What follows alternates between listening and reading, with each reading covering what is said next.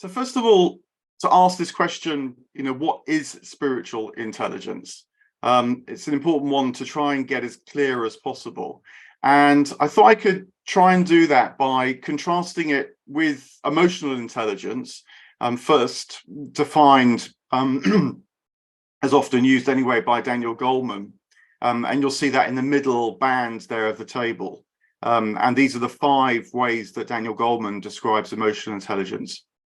And I thought I could contrast that with artificial intelligence and then spiritual intelligence to get some sense of this. Partly also because my book is written very much with the presence of artificial intelligence in mind. It partly came out of a research program that involved various figures from theologians through to programmers, coders. And the idea is that we were seeking to work out how to respond to artificial intelligence, not through being afraid particularly, or not even actually developing things like ethical codes, but as a prompt to ask ourselves again, what kind of intelligence do we have that couldn't ever be claimed by an artificial intelligence? So seeing this as an opportunity to revisit our humanity once again. So you can look across these 5 different vectors and I hope get some sort of sense felt as well as more cognitive for the difference. So start with emotional intelligence, and the first area there, which Goleman describes as self-awareness, that we have a consciousness of ourselves as well as being conscious. Many animals are conscious. We humans, no doubt others as well, have capacities of self-consciousness, so we can reflect upon our consciousness, where we can be aware of what's going on, not just be instinctual. And artificial intelligence can't claim that.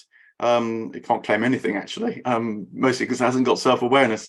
And my thought is that it won't ever, but that is a moot point depending on who you ask.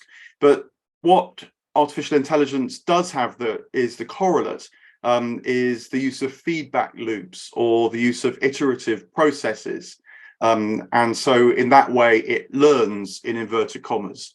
Again, I put the inverted commas up because we learn through a process of reception that is as much about attuning minds as it is about learning facts. But the artificial intelligence learns through these processes of feedback and iteration. So spiritual intelligence adds something else to emotional intelligence, to self-awareness, which is the awareness of being itself. Sometimes it's said as the awareness of awareness. And this adds another element because it provides a kind of backdrop or ground or sense of immanence that runs through all things, that spiritual adepts would tell us is steady, is still, is unchanging, is the timeless, eternal part of ourselves. So spiritual intelligence is that extra capacity which human beings have, and which actually, once gained, the spiritual adepts tell us is the foundational capacity from which self-awareness and everything else follows. So that's one way of thinking about the difference that spiritual intelligence might bring, of which Homo spiritualis is capable. Moving to the second there, self-regulation. This is sort of prudence, knowing how to respond, so you're not just swept along by emotions and the ups and downs of life, but can consider them, think about them, and so not be beholden wholly to them. An artificial intelligence, of course, doesn't have emotions and feelings, and it therefore goes solely by rules and logic, a very sort of rational, in the narrowest sense of that word, approach to things. And what a spiritual intelligence adds is the capacity to self-transcend self-regulation. So this introduces a sort of flexibility with wisdom, which again, you read very commonly in spiritual writings. A bit of advice in one moment is not good advice in the next, or what might even seem like a dictum or doctrine in one moment can be changed in the next. The person with spiritual intelligence is always responding to the now and what the now grows up, whereas someone with emotional intelligence might have more habitual ways of responding, and so regulating themselves. In a spiritual intelligence, that gives way to a presence that is the source of the dynamism. And of course, rules and logic don't really apply in spiritual intelligence. Things may seem rule-like or logic-like, but that's only because a pattern has emerged rather than it being the source of an action or decision. So there's a second difference. Emotional intelligence gives us social skills, and we know how to be in groups, we know how to be with others.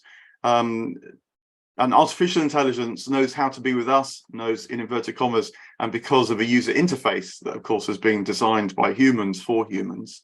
But spiritual intelligence, again, adds something very interesting here. In developmental psychology, it's sometimes referred to as post-formal abilities or post-formal presence. And that means, again, a new set of degrees of freedom when it comes to relating to others. Social skills are one thing, but the person with spiritual intelligence might know how to provoke, how to upset. They'll know when they are different from the group as well as belonging to the group, not so as to exclude one or the other, but so as, again, to operate dynamically in the moment. And hence this notion of post-formality. It's not what culture, what society, what habits of engagement might tell you that emotional intelligence can master, but also the capacity to transcend those. A great moment, a good famous example from literature would be from Dostoevsky's The Brothers Karamazov, when the Grand Inquisitor is talking to the figure of Jesus and accuses Jesus of all sorts of things. And Jesus's response is not to be defensive, it's not to try and answer the charge, but is to kiss the Grand Inquisitor. And that kiss brings in a completely new dynamic and dimension, which revitalizes the whole scene, transforms it, transfigures it. That's the kind of thing that spiritual intelligence can know. A fourth area here, empathy. Much talked about these days, of course, the capacity to know that it's not what's just going on inside yourself that's around, but what's going on inside the minds and bodies, the psyches of others. Artificial intelligence doesn't have any of that, but what it does is can imitate to us empathy by the use of patterning data. So hence these huge data warehouses that seek out patterns and correspondences, and so come up with the capacity, for example, to have seeming chat. It's not really an understanding of what's being asked, let alone an empathy with the asker, but it, in certain restricted ways, can provide very fascinating representations of that. But what spiritual intelligence brings is something different again, which is the capacity not just to empathize, but also to have what's often referred to as detachment from the feelings. So this detachment is not a dissociation or a depersonalization, as we say in psychotherapy, but is the capacity to both be fully engaged with the world and to be able to stand back at the same time, and to know actually that this still standing back reflective stance is actually the ground from which engagement can therefore belong. So this practice of detachment, which we can spend a lifetime cultivating, can be associated, at least, I do in my definition, with spiritual intelligence. And then fifthly, motivation. So this is, what gets us up in the morning in emotional intelligence, its purposes and goals and so on. And in an artificial intelligence, again, there's none of that. There may be goals programmed into an artificial intelligence, but they come from the human programmers. But what the artificial intelligence does produce, of course, is outputs that then can serve or maybe not serve human goals and purposes.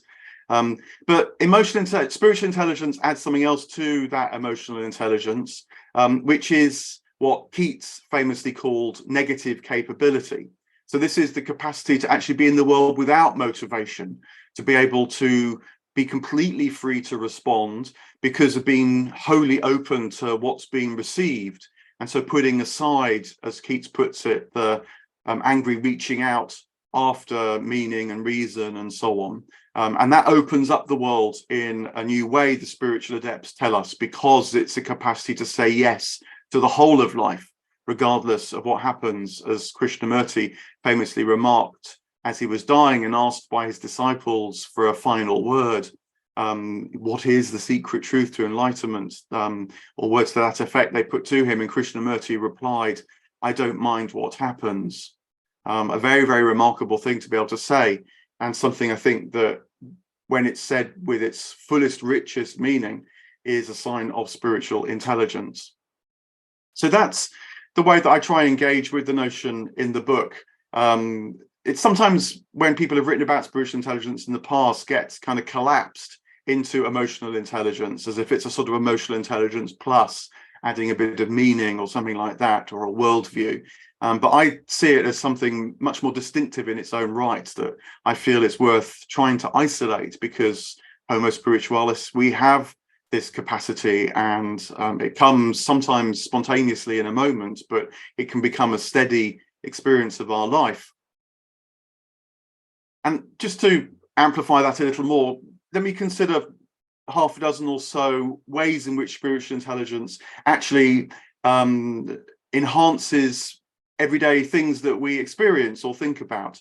If you think about numbers, for example, in an artificial intelligence, numbers are purely a way of adding. It's purely quantitative, pure data.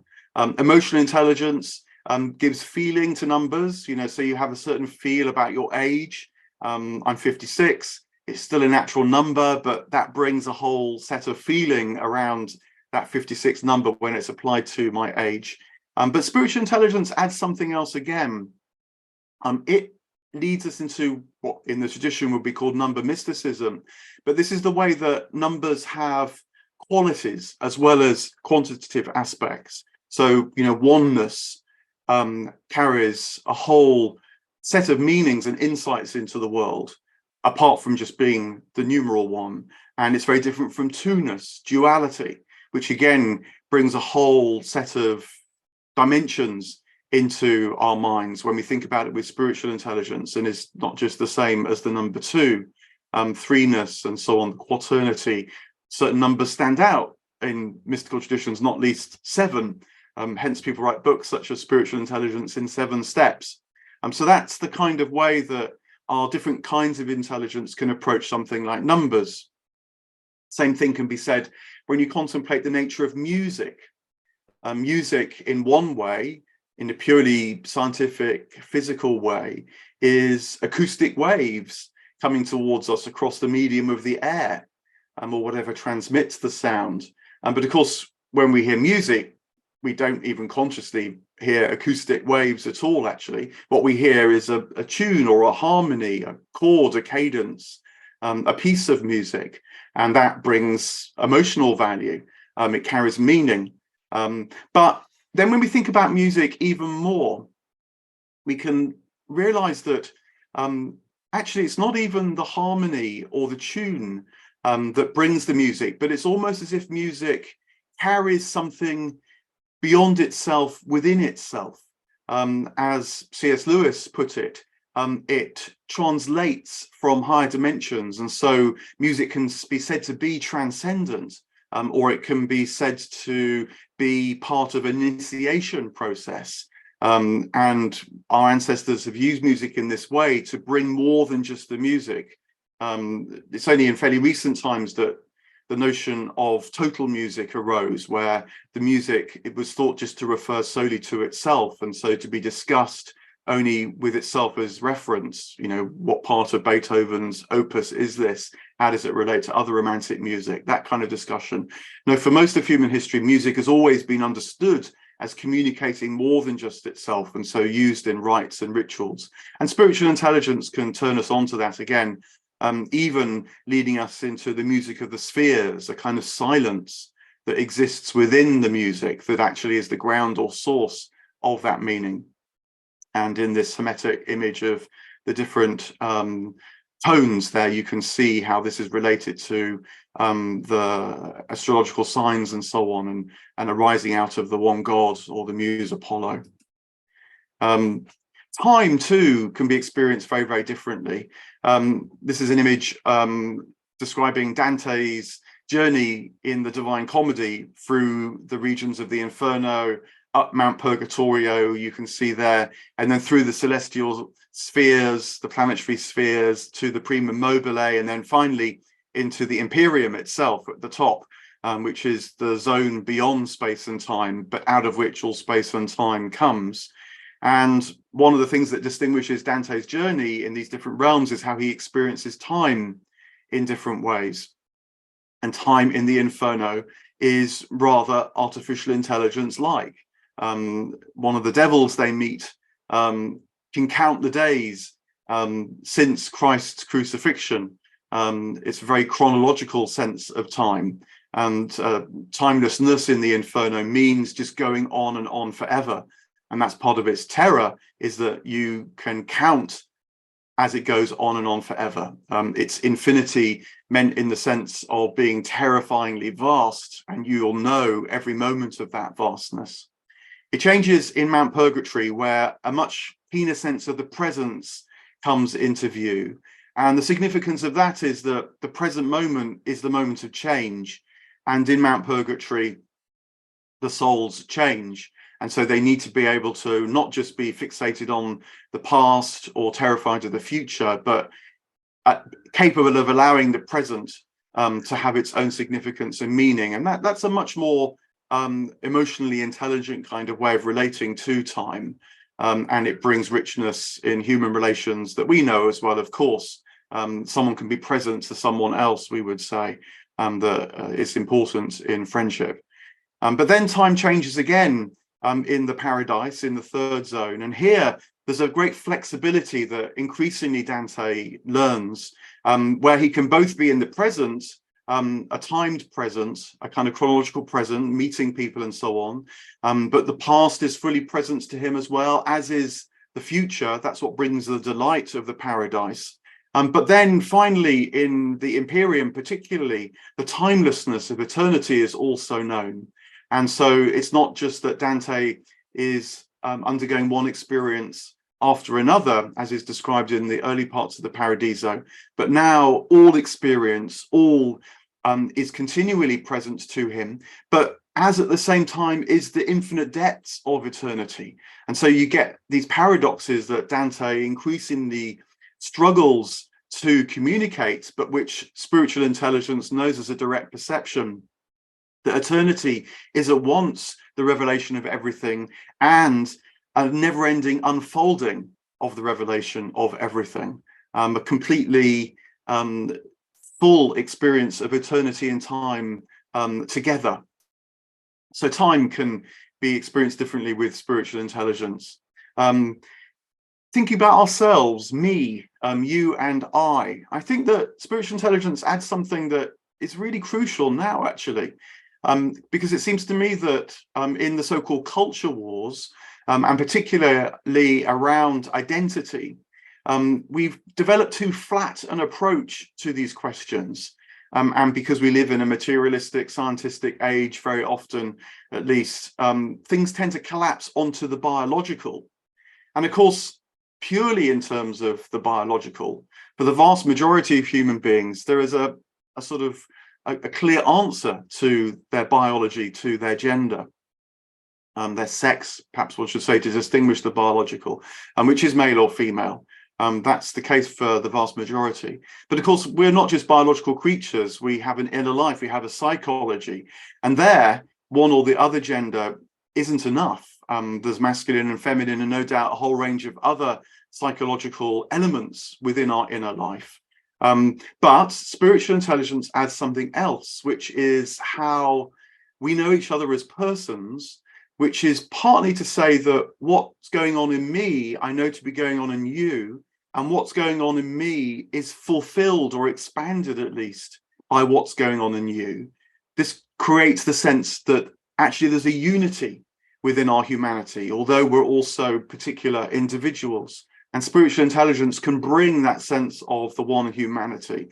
And so we can both know ourselves as individuals and part of a shared collective identity. And I put this image here of the tree of Jesse from a medieval manuscript to illustrate that, because it seems to me that maybe that's part of what's going on here, is that Jesse is the one figure, but out of him grows the tree, which contains the many figures, you might say the parts of his psyche, different aspects of himself, but then they draw together at the top there with the figure of the Virgin and the Child, the divine humanity. And we're all part of that one Christ humanity in the Christian dispensation. So spiritual intelligence can do these multifaceted aspects of ourselves, but also it tells us something about how humanity relates to the cosmos as a whole. Here's Hildegard of Bingen's famous image of the cosmic man, man they used in the generic sense of the one humanity, and that's capable of relating to the whole of creation. The we now is not just we human beings, but it's the we all created beings. And that one of the things which certainly we human beings are capable of, who knows, maybe other intelligent beings elsewhere, but certainly we can know of ourselves as Augustine put it, and between the beasts and the angels, we can, as it were, with one part of our intelligence touch divine things, know of the infinite and the eternal, but another part of ourselves knows of our instinctive animal nature as well. Can cause us great problems that reach that stretch of our intelligence, but thinking about it is crucial, I think, for understanding who we are, Homo spiritualis, in the fullest sense. So I hope that opens up, gives you some sense of spiritual intelligence, what it might be, how it differs from emotional intelligence and artificial intelligence. And I'm now just going to run through the 7 steps very quickly that I discuss in my book. And the idea is that they are 7 domains, parts of our everyday lives, that we can think of in these different ways. And it feels really crucial to me to do so. So let me just run through them quickly. Step 1, telling our story. And this is about the story we have of Homo sapiens and the evolution of our species as Homo sapiens. And another facet of this book for me was being part of another research group, which was looking at the evolution of Homo sapiens afresh. It was led by Robin Dunbar, the well-known paleoanthropologist at Oxford, and one of his more recent books, Human Evolution, draws on a lot of what we were looking at. But I also draw a lot of my own retelling of this story on the work of figures like Agustin Fuentes, who's written this very fascinating book called Why We Believe, and then also Robert Bellah, the late sociologist, who draws in religion quite explicitly into human evolution. So my first step is a kind of retelling of our story, that puts spiritual intelligence center stage. Very often when the story of humanity is told, the spiritual element, if you like, the rites and the rituals are a kind of byproduct of the need, say, for sociality, holding groups together, or the need for large groups to have systems of moral punishments, which are supposedly good, large God, big God enforces. Now, there's very good reasons to think that these ways of accounting for things are just wrong, actually, scientifically, let alone objectionable in other ways. But what I try to do is show how our spiritual desire to connect with what I call the spiritual commons, the whole of reality around us, which our intelligence draws us towards, actually is probably even the driving force in human evolution, from which technology and sociality and so on is the byproduct. Quite the opposite, reverse of what is normally told. And just one little instance of that, I'm a great fan of Bruce Parry's documentaries when he visits various parts of the world and particularly has encounters with indigenous peoples. And there's one moment when he's traveling through the Amazon with a group of indigenous people, and it's time to camp for the night. And it's very striking that the leader of the group, as I've cut it here, makes this remark about how Kayaboji says, "Do not touch the big trees of the forest." And what this is an answer to is, where should we make our camp? And Bruce Parry, as a kind of adventurer, is looking for a suitable place by thinking about the trees and shelter and water and all that. Whereas the indigenous leader here is actually communicating directly with the gods and taking advice from the gods. And so that is just a little instance, it seems to me, of how indigenous people learned about their environment through communication with the widest possible sense of that environment, which includes the hidden beings and entities hidden to us, at least. And so that's how they find their way through the world. That's what brings them extraordinary capacities of perception and so on. That's just one instance, a little almost like a flashback of perhaps how our ancestors developed their spiritual intelligence that then led to their way of being in the world. I look at things like fire and storage, as well as rites and rituals, use of ochre, burials, of course. You can weave together a very rich story, actually, which is quite revolutionary and compared to the big histories that normally do the rounds. So that's step one. And it matters because the story we tell us about ourselves, who we are, obviously completely shapes our sense of who we are. Stories are filters, and they let certain things in but exclude other things. And it's no surprise to me, for example, that Yuval Noah Harari, the writer of the huge bestseller Homo sapiens, is very, very pessimistic about our future, because in Homo sapiens, the story he tells is essentially a mechanistic story of what it is to be human. And things like our language and our capacity to tell stories are, just as he puts it, convenient fictions. They're lies that enable a kind of group bonding. Well, when he comes to write his next book, Homo Deus, about our future, he's very pessimistic about that. He's already excluded, to my mind, the most important part of what it is to be a Homo sapiens, and so therefore doesn't really see a happy future. How could he? Moving on to step two, discovering freedom.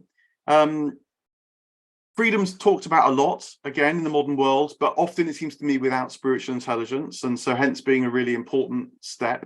Broadly speaking, freedom is talked about in terms of choice or freedom of expression, and they're good freedoms to have, but they're not the fundamental freedom that spiritual intelligence alerts us to. And it's shown to Dante. Here's one of Gustave Doré's images of Dante in the paradise in the sphere of Jupiter, actually, when all the souls and angels form together in this one figure of the eagle. And Dante says he can't tell whether they're saying I or we, the first or the second, the singular or the plural, the I or the we. And yet at the same time, he sees all these souls completely, richly as in their individuality. And this is their freedom. It's when their individuality is aligning so fully with what's good, beautiful, and true around them that they're able to move freely as themselves, but also in complete harmony with everyone else.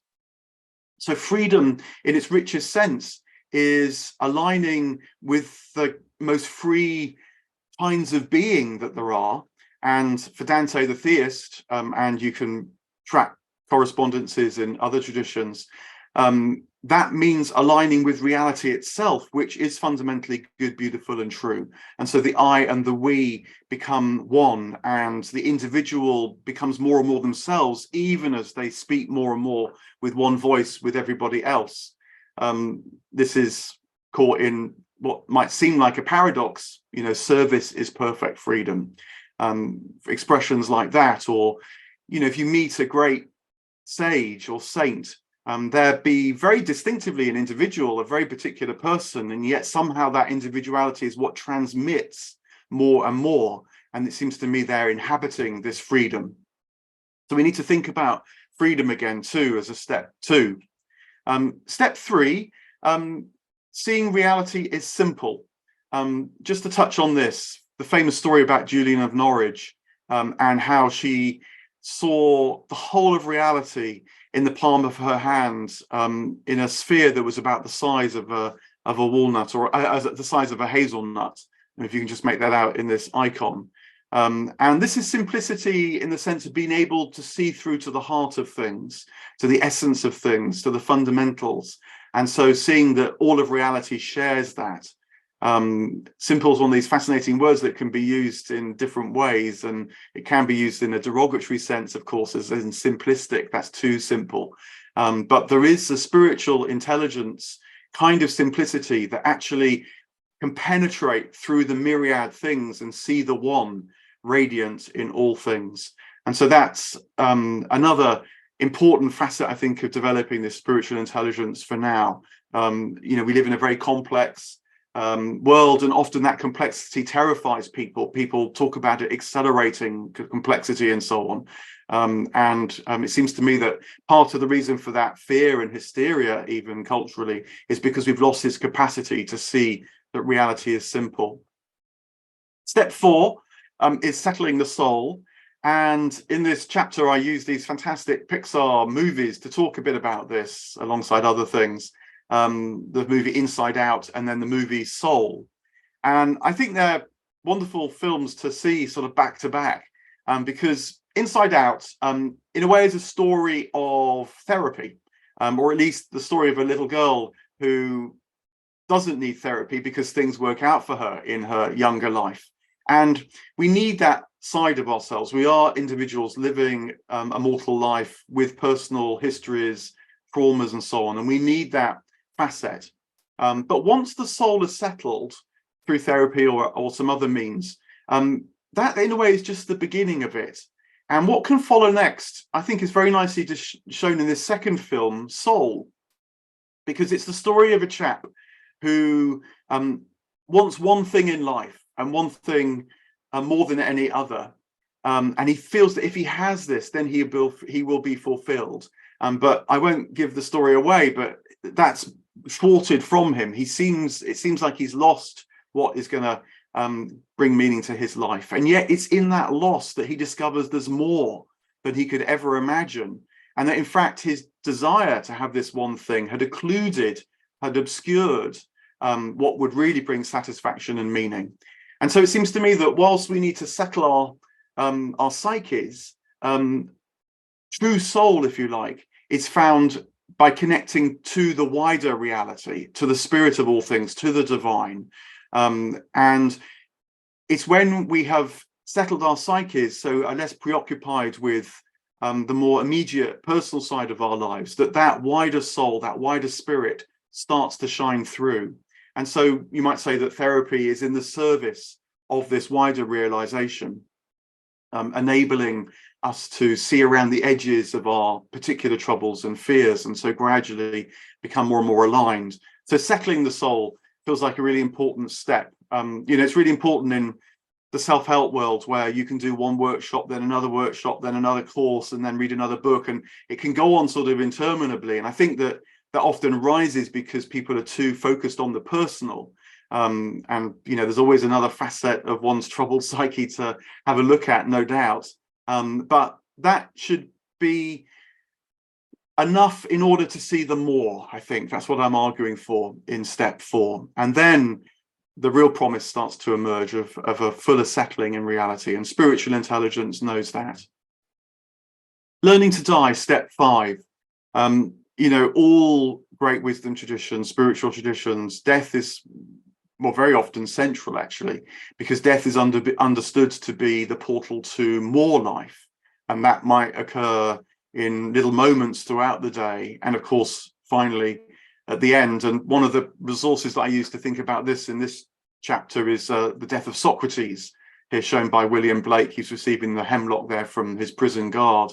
And in the Phaedo, one of the Platonic dialogues, Socrates' death actually occurs in the dialogue. And you can see and read it as an exploration of what happens when you approach death. For us readers, as an imaginative exercise, but of course for Socrates originally as an actual fact of his life, and how by turning towards death, it's possible. And, one says this with hesitancy, because death can often be a very, very troubling thing indeed, even for those who believe there's more.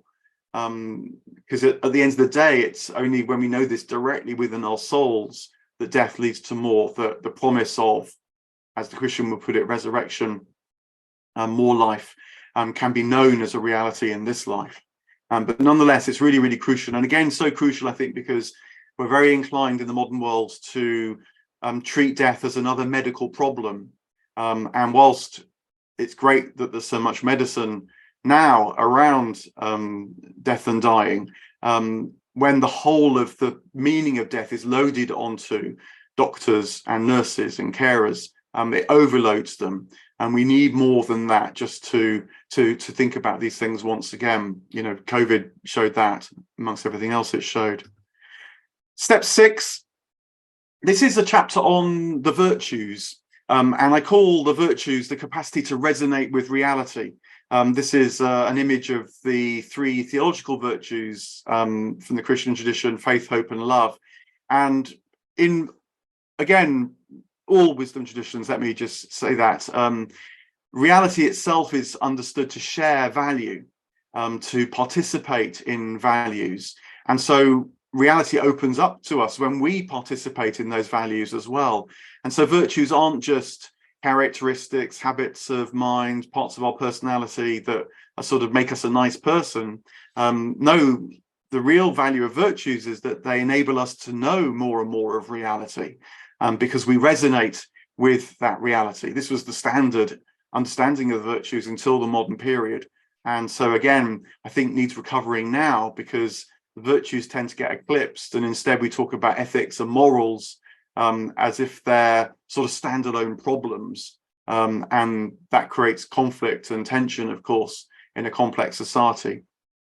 So resonating with reality is step 6, by thinking about the virtues. And then finally, step 7 is befriending eruptions. And this is thinking about time, and in particular about the difference between chronos time, sort of clock time, I mentioned that at the beginning, and kairos time. Now I use this other Greek word, kairos time.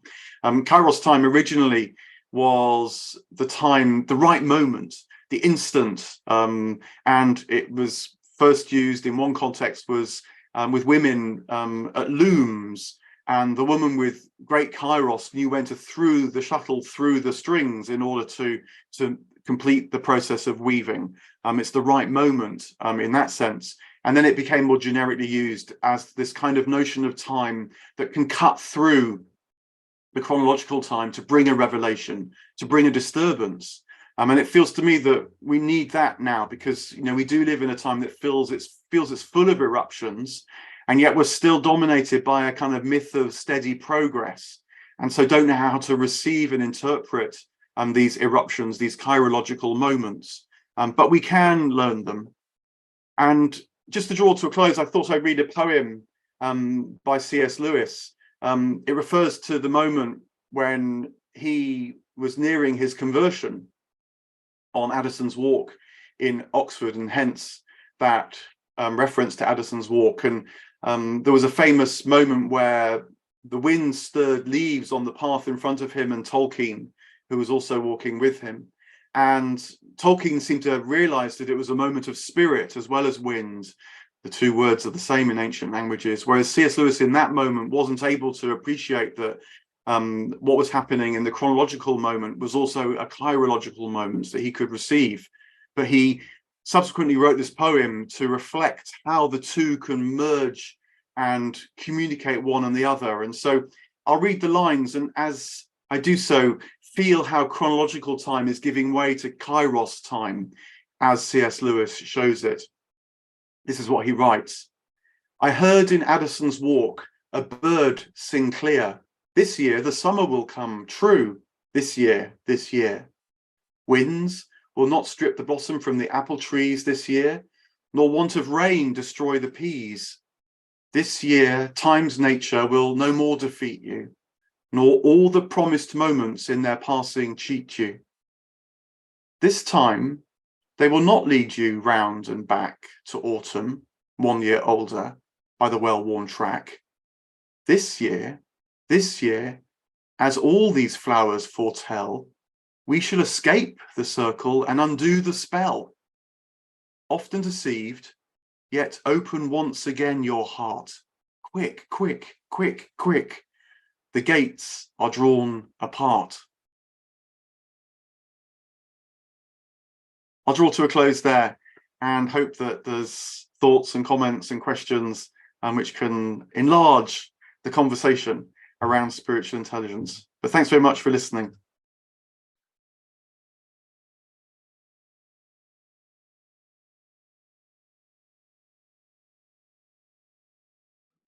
I think that the difference which we human beings have, and I suspect other creatures as well, but we know it in ourselves, is that we're able to reflect on our awareness of these things. I've no doubt that a lizard, say, basking in the sun, is experiencing the joy of nature as well as warming its body. I've no doubt that birds on the wing are delighting. As William Blake put it, that every bird that cuts this airy way is an immense world of delight, as well as, flying to catch insects. But what we can do is, for example, use language to talk about it.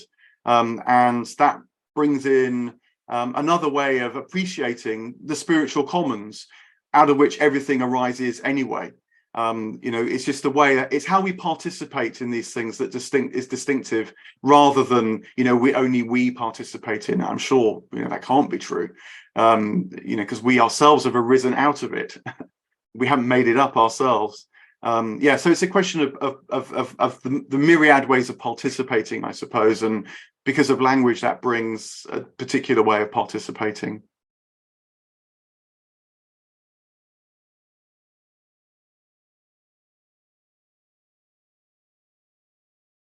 So, 7 feels like a rich number. So I am, partly playing on that. But it was largely through these 2 projects that I was involved with, one on human evolution and then the other on spiritual intelligence, in contrast particularly to artificial intelligence. And, we've had seminars and papers and discussions and trials, and various things have been part of all that from this multidisciplinary groups of people.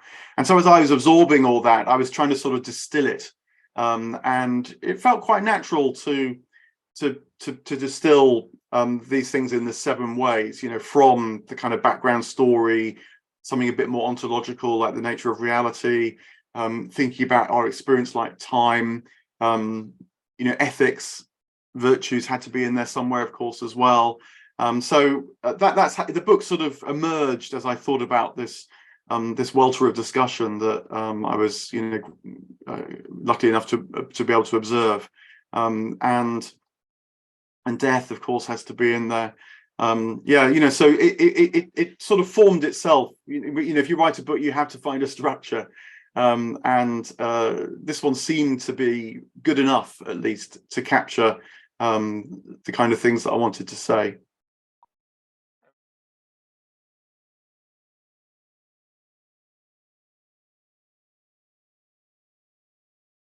Well, it was partly to try and practice what the book, is sort of trying to tell.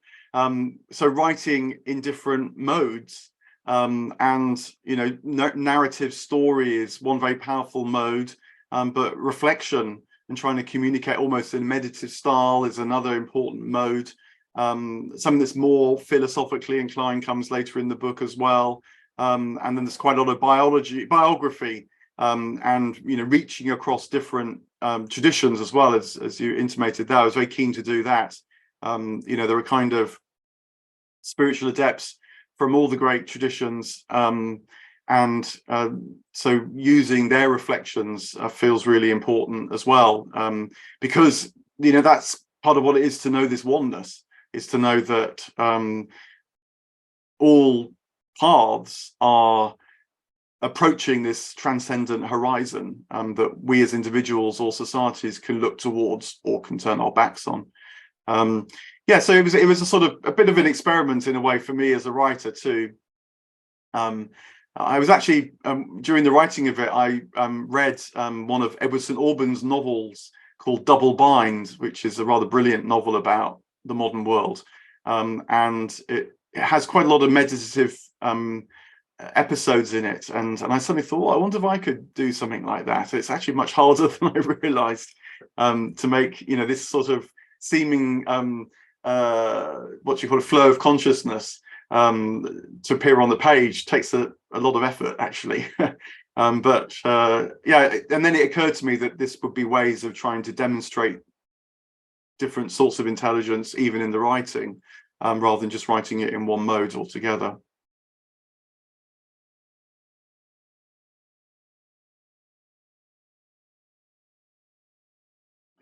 To be honest with you, my thought is no and no. I don't think computers even compute. A computer is a very complex silicon device. What a computer does is it monitors electrons passing through membranes and things like this. That's what's going on. It's immensely sophisticated in that way, but that's what a computer does. It's only we that are able to use that to do the thing that we call computing, and so it has meaning for us. So I think that there's a strange paradox that computer technology is extraordinarily sophisticated, and yet at the same time isn't beginning to do what we take for granted all day and every day. So personally, I don't actually have any worry about an AI sort of waking up. Whenever Elon Musk stands up and says, "Oh, 95% of the way there," well, even to a general artificial intelligence, which isn't necessarily even conscious, I think actually he's been saying that for several years. It's going to happen this year now. And I think what's actually happening there is we're kind of at the edge of the asymptotic curve, where we're encountering the boundary actually between what an AI does and what we human beings do. And I think that's going to be a boundary that can't be surpassed. And I reckon, maybe even in the next 5 or 10 years, or however long it is to the singularity, supposedly, that will become clearer. But I think there is a danger, though, which is that AIs, of course, are powerful, and they're powerful in a way that does hugely resonate with the spirit of our times, which is increasingly referred to as the spirit of the machine. That values things like agency power rather than the power of allure, that values efficiency above all else, and so draws more and more of our lives into being efficient, which, of course, is subject to the law of diminishing returns, which is why we feel we have to work harder and harder and harder, and have less and less time, and because we're serving this spirit of efficiency that squeezes us. So these are the real dangers, I think. Say in the medical world, the demand that everything is met by an efficient medical response will turn the whole of doctoring into something that an AI might do or a robot might do. And of course, the psychological, let alone the spiritual, will be increasingly excluded from that. And I think we're already seeing that with spiraling mental health trouble. So there are real dangers, but I don't think they're the dangers that are talked about. There are dangers of rogue states or rogue operators getting hold of weaponry and all that too, no doubt. In some ways, I'm surprised it doesn't happen more already. The only thing I can think of is that a really sophisticated AI actually takes huge material resources. It's why these data centers are already absolutely colossal. I read the other day that in Ireland, Southern Ireland, a third of the electricity in the country now goes to serving data centers. That's partly because Ireland has set itself up as an IT hub in Europe. But there's a resource question here, which I wonder whether we're going to approach a limit there as well soon. So there's quite practical questions which often get excluded when everyone is telling the story that the Terminator is just around the corner. It's an example of how a story really does shape our experience of reality.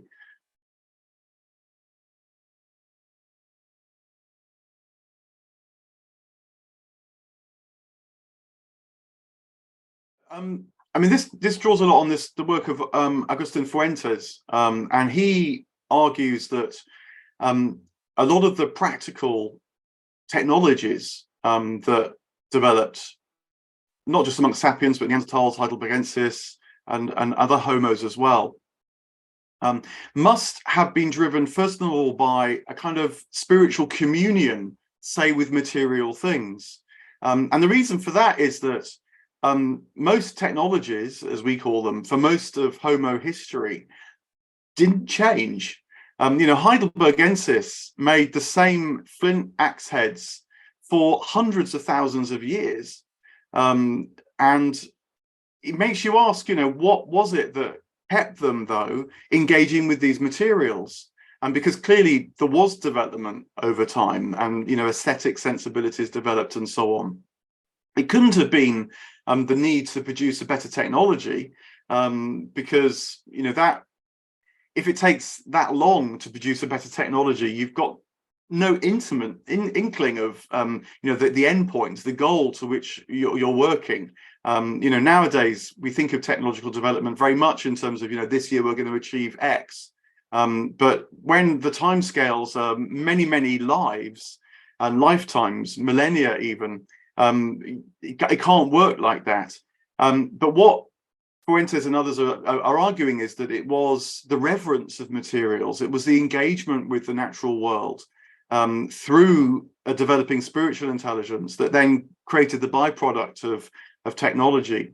Now, where this links into storage is that the theory here, and this is hard to prove, of course, but nonetheless I find it plausible, is that Homo sapiens developed fuller degrees of freedom when it came to spiritual intelligence, which meant that we could more fully engage with the spiritual commons, the wider reality, the ecology of the visible and the invisible. And so that became part of our culture. There's fairly good evidence of this, actually. This is one of the things that Robin Dunbar's very good at, because you can link brain shape and size to cognitive capacities. You can infer what a Neanderthal, for example, might have been able to say. And a Neanderthal would have had roughly, it's reckoned, 4 degrees of freedom when it comes to what's called theory of mind.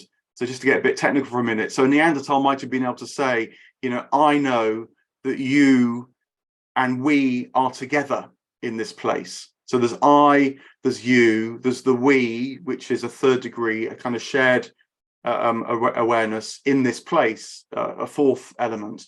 Whereas Homo sapiens, you can infer, and we certainly know that we have several more degrees of freedom when it comes to making these kind of inferences. And so we can say things like, I know that you together with me are in this place that belonged to our ancestors, that was given to them by the gods, that arose out of a primordial, etc. You can, it's called recursion. You can just sort of add levels of meaning to this. And so this leads to a notion of abundance, increasingly in the imagination of early Homo sapiens, that this world is potentially infinite and has qualities even like timelessness and eternity. But then that sense of abundance sort of trickles down into more humdrum life and thinks, well, let's store things. And we can use storage originally not to survive the winter, which is a more instinctual habit, which of course other animals have as well, but say storage to celebrate a feast, to honor the gods back with the abundance. So feasting, there's good evidence, becomes part of Homo sapiens culture. But of course this means that there's more food around so that populations can grow, and then so the knock-on effect for Neanderthals, I think, is that Homo sapiens just become more and more populous, and so squeeze out Neanderthal environments, and eventually Neanderthals die out completely over many thousands of years, which of course is known now because many of us carry Neanderthal DNA in some fraction of our DNA, which suggests there wasn't just coexistence, but there was cohabiting of various kinds as well. But nonetheless, it's the spiritual abundance that Homo sapiens gets more and more sort of conversant with and draws more and more into its culture in things like feasts that then have these knock-on effects like storage, building populations, that eventually do it for the Neanderthals. And that's the kind of story I think that we need to get better at telling when we're thinking about human evolution.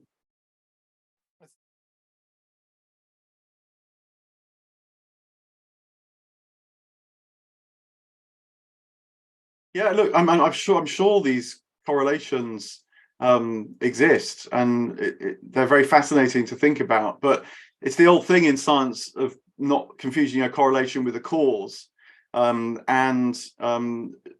there's always a tendency to do that, particularly in this deep history, because the evidence that's left is material evidence, and it's very easy to slip from material evidence into a wholly material story and forget or at least not want to. It's regarded as speculation to think about the role of the imagination or the role of the spirit and so on.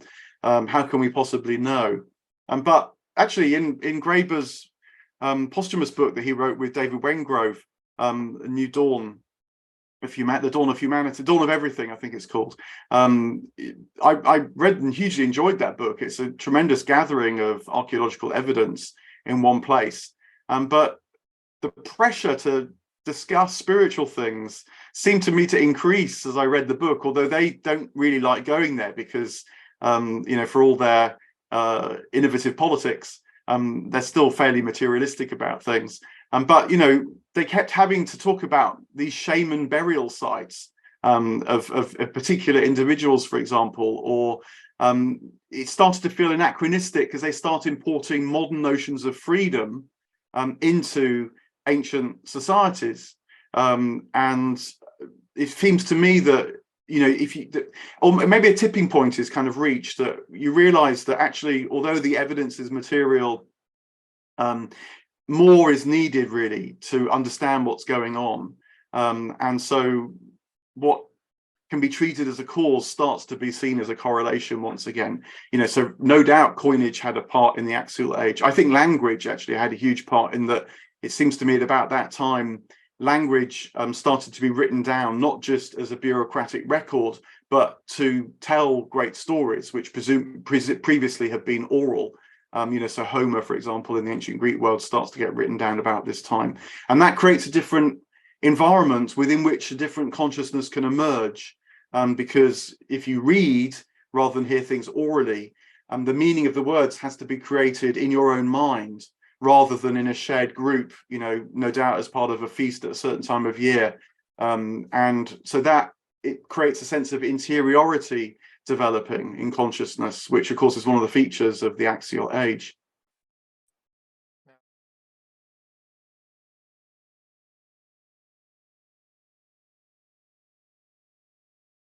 I mean, I'd be wary of that, partly because I think these things are, at the end of the day, are quite arbitrary, actually.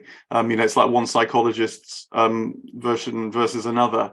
And even something like IQ, of course, it's known that IQ changes over time, not because people are becoming more stupid or more clever, but because the culture is changing. And so the old way of measuring IQ loses its grip on contemporary culture. But maybe there's an even more interesting thing that would resist quantification when it comes to spiritual intelligence, which is seen in the huge disagreement there is amongst people in response to spiritual adepts. One person's spiritual adept is another person's complete fool. One person's spiritual enlightenment is another person's delusion. And I think that's going to be inherent in spiritual intelligence. And because it does escape what sort of passes for sort of regular intelligence, as it were, in the culture. And so, it very much depends on what people are aware of, what people themselves have experienced or undergone. A traditional way of putting it would be the initiations that they have been through. And, it's often why when these things get systematized, there is a kind of hierarchy of exposure to the truths of the spirit, because, be exposed to them too early and they are destructive rather than expansive. It's it's a terrible thing to fall into the sight of the living God, and the fear of the Lord is the beginning of wisdom. All these sort of expressions come in. So it's also why, spiritual intelligence would say you need a living transmission of these things, not just a kind of manualized version that can be quantified, as if you've got to pass a sort of exam before you move on to the next stage. It's got to be a dynamic encounter, which is why the guru system is one of the ways of doing it.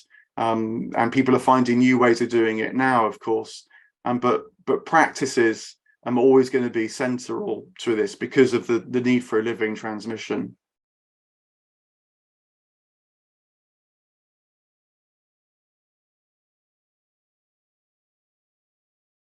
I mean, again, I'm actually a skeptic when it comes to machines becoming conscious. Time will tell, of course. But I mean, I think that well, already artificial intelligence is being incorporated into spiritual lives. I mean, you might even say that technology is already been part of spirituality. Rites and rituals use technologies of various kinds. Psychedelics is sometimes referred to as a spiritual technology, and part of actually one of the projects that I was involved with was we tried to write an AI that can have a spiritual conversation with you. And the way that was done, as is done routinely with AIs, because of course they don't produce, they just imitate, is that you have to run loads of trials of people having spiritual conversations and then draw together patterns and so on that then an AI can use to create new conversations. It had a very nice side effect for me that what you do is you have people pretending to be AIs and communicating through avatars to people that don't know there's a human being on the other side and think they're speaking to an AI, because of course you have to get the material to generate the AI to start with, and so that has to come from the human, which I think is another reason why AIs aren't going to take off in the way that often is depicted, although they're going to spread more and more. Anyway, but the point is that if you pretend to be an AI, you're known as a wizard in the trade, which is rather nice. So I can now put on my CV that I've been a wizard, it comes from Dorothy and the Wizard of Oz, who turns out to be a human figure putting the levers behind the well, not the screen, but what's screening him. Anyway, so I've no doubt that AIs will become part of spiritual lives more and more. Who knows? Virtual headsets might become the safe option, because psychedelics are shown to be too inconsistent in their effects and so on. But like technologies of old, they'll be in the service, I think, of the spiritual realization. And maybe the sci-fi, which reflects on these things, will change over time as that's realized, because sci-fi's brilliance is a comment on the present, really. And the dreams and fantasies of the present is not really futuristic. And the famous example of that is that 2001 still had fax machines, not email, and all that. But nonetheless, it's very fascinating sci-fi, because it is like sort of the psychology of the present. So I don't want to dismiss it, but I think it just needs to be understood perhaps in a different way.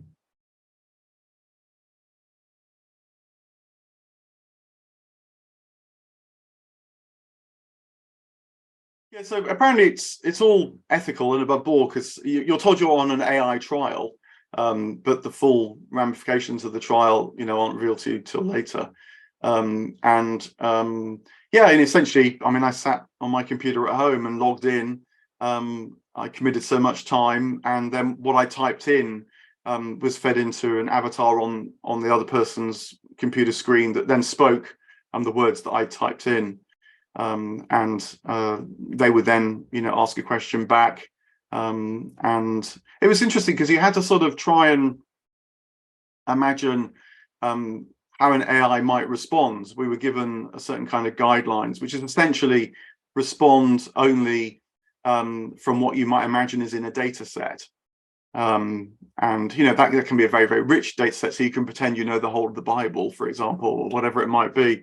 But you wouldn't say, like a psychotherapist might say, that someone comes into the room full of joy, and yet you as a psychotherapist feel a bit disturbed for some reason. You're not quite sure why, and so you would try and reflect that back, that is the underlying disturbance, because the joy might be concealing something or defense against something. So that those multiple ways, which actually I think we use all the time in our exchanges, you had to try and screen those out. Yeah, so it was fascinating to try and be an AI as well, actually.